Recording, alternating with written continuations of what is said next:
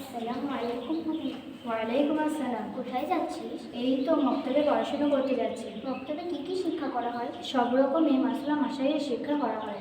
তো আচ্ছা বলতো, আমি পাড়া প্রতিবেশীর কাছে শুনলাম নামাজেরও নাকি ফরজ আছে। তাই তুই কি জানিস কি কি?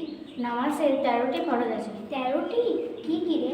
যেমন নামাজের বাইরে 7টি ফরজ। 1 নাম্বার শরীর পাক হওয়া, 2 নাম্বার কাপড় পাক হওয়া, 3 নাম্বার সতর ঢাকা, 4 নাম্বার নামাজের জায়গা পাক হওয়া, 5 নাম্বার নামাজের সময় হওয়া, 6 নাম্বার কিবলা দিকে মুখ করা, 7 নাম্বার নিয়ত করা। নোট: পুরুষদের জন্য নাভি থেকে হাঁটুর নিচ পর্যন্ত সতরের অংশ, আর মহিলাদের জন্য চেহারা এবং ওই হাত ছাড়া পুরো শরীর সতর। এবং নামাজের ভিতরে 6টি ফরজ।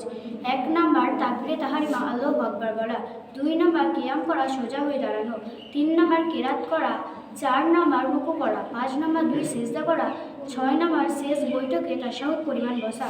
নোট: কেরাত এভাবে পড়া জরুরি যে হুরুফগুলো যেন সহি শুদ্ধভাবে আদায় হয়। এতটুকু আওয়াজে পড়া উত্তম যে সে যেন নিজেই শুনতে পায়।